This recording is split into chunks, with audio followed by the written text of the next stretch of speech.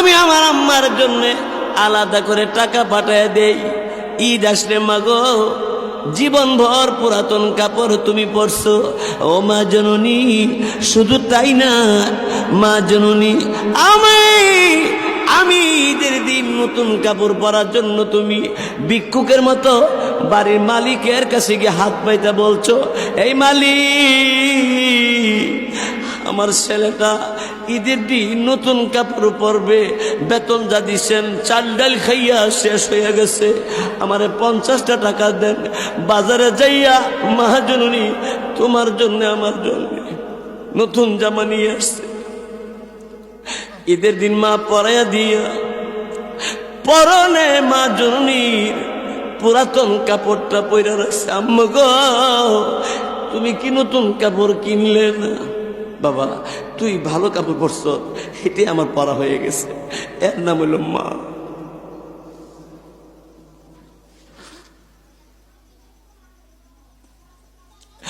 এই ছেলেটি ডাক দিব, হুজুর বাড়িতে বিদেশ থেকে আমি আসবো, আম্মার জন্য আমি ফোন দিলাম, টেলিফোন করলাম, মা টিকিট তো কাটছি, আইসা বলবো মা বাড়িতে। মা গো তোমার জন্য আমি কি আনবো? ছেলে রে, আমার জন্য কিচ্ছু আনতে হবে না, তুই যদি আয়োস তোরে দেখলি আমার সব শেষ হয়ে যাবে।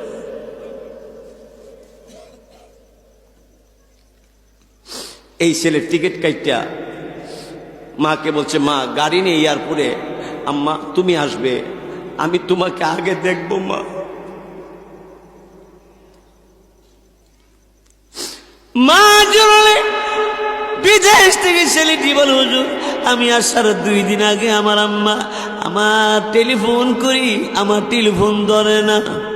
স্বাস্থ্য ভাই ধরে, বাড়ি অন্য লোকেরা ধরে, কিরে ভাই আমার আম্মা ধরে না কে? তোর আম্মা অসুস্থ। কোথায়? আমার আম্মা হাসপাতালে। ধরে না কে? আম্মা একটা কথা বলতে পারে না। না, ডাক্তার বলছে কথা বলতে পারবে না।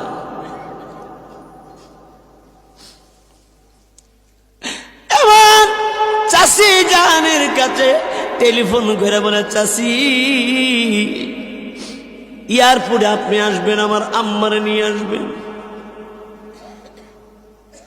চাস্তো ভাই বারাদার এরা গাড়ি করে এয়ারপোর্ট যাওয়ার জন্য বলছে।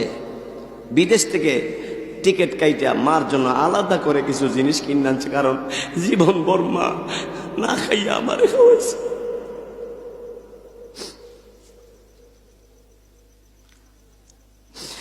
আমার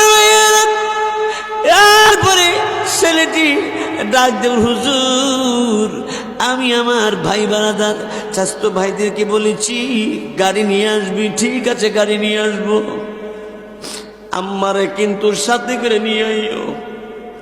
ছোট্টকালে আব্বা মারা গেছে, আব্বা গ করে কোনোদিন ডাক দিতে পাই নাই। মার কুলে কুলে মার নাগালে থেকে থেকে আমি বড় হয়েছি। মা এবার কোনো রকম জোগাড় করে টাকা দিয়া আমার বিদেশ পাঠাইছে, সেই মা পৃথিবীত নাই। আমার আব্বা আমার জন্য এত আফসোস করত, সেই বাপটারে কবরে অনেকদিন আগে শুয়ে দিছি। আমার মাকে নিয়ে এসো, মারে করতে নিব। 3 দিন আগে মা পৃথিবী থেকে বিদায় হয়ে গেছে। যার মা নাই এরা বুঝে মা কেমন জিনিস। যাদের আব্বা নাই এরাই বুঝে আব্বা কেমন জিনিস। এবার এই ছেলেটি এয়ারপোর্টে নাইমা এয়ারপোর্টের গেট দিয়ে যখন বাড়িতে আসে, চাচতো ভাই বানাদার আগে গেছে। আয় আয়, এবার ছেলেটা ডাক দিয়ে বলে, চাচাতো বাইরে আমার আম্মা কই? আয় গাড়ির ভিতরে আছে। অন্য অন্য ছেলেদের মা গেটে দাঁড়িয়ে গেছে, আমার মা কেন গেটে দাঁড়াইলো না? গাড়ির ভিতরে কেন? চাচি তো অসুস্থ। গাড়ির ভিতরে আয়।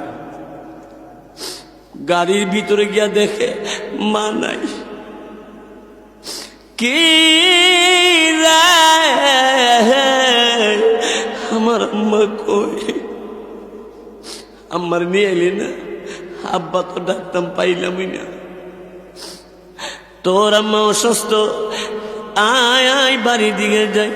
চাচি জান যিনি গেছে, চোখের পানি সাইরা কান্দে। যুবক ডাকতে বলে, চাচি গো কেন কান্দেন গো আপনি? এমনি তখন ডাকতে বলে, আমি কান্দি বাড়ির কাছাকাছি যাওয়ার পরে। এমনি তখন ডাকতে বলে, কান্দিস না, তোর আম্মা পৃথিবী থেকে বিদায় হয়ে গেছে 3 দিন আগে। এমনি ওই তখন ড্রাইভারকে ডাকতে বলে, আরে ড্রাইভার আর গাড়ির সামনে নিতে হবে না, আমার দরজাটা খুলে দে, আমার মারে কোন জায়গার মধ্যে শোয়াইছ দেখাইয়া দে। পাখির মতো উড়াল মারে রে। ছেলেটা যাইয়া কবরস্থানে পরে বলে, তোমরা কারা গো? আমার আম্মাকে কোন জায়গার মধ্যে শোয়াইছো? যেই মা রাত 3টা বাজে আমার প্রস্রাব পায়খানা পরিষ্কার করছে, যেই মা জননী ঘরে অভাবের কারণে খাবার নাই, কিন্তু মা যদি ভিক্ষুকের মতো ভিক্ষা করে আমাকে বারবার করে খাবারের ব্যবস্থা করে দিয়েছে, এই মা জননী আজ কবরে কোন জায়গার মধ্যে শোয়াইছো? কবর দেখায় দেওয়ার পরে কবরের উপরে গইরাইয়া বুক লাগায়া কান্দার ডাক দে বলে, আম্মা গো তোমার জন্য আলাদা করে জিনিস আনছি। মা আমি বাড়িতে গিয়ে কি করবো মা?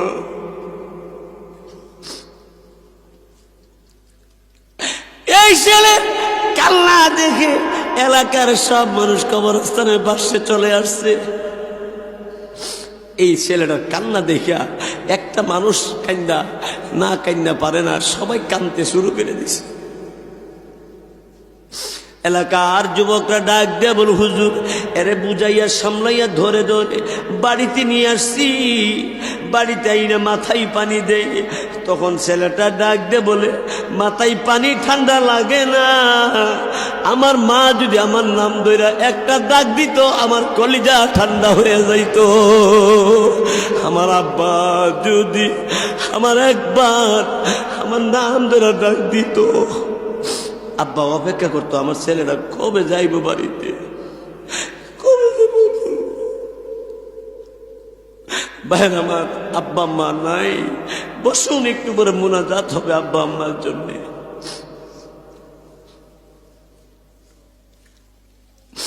মাথায় পানি দে কিন্তু ঠান্ডা লাগে না। মায়ের মতো আদর কেউ করতে পারে না। মার কথা তুমি একটু ভাইবা দেখো, তোমার আম্মা তোমার জন্য পাগলনির মতো দৌড় পারছে, তোমার পিছনে দৌড় পারছে। তোমারে না দেখলে মা পাগলনির মতো দৌড়াইয়া স্কুলে গেছে, দৌড়ে গাঙ্গের পার চলে গেছে, না জানি গাঙ্গে পড়ে গেছি কিনা।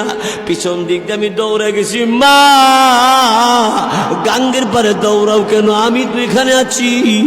এমন মা কবরে রে আব্বা আমার জন্য দোয়া করতে রাজি আছেননি।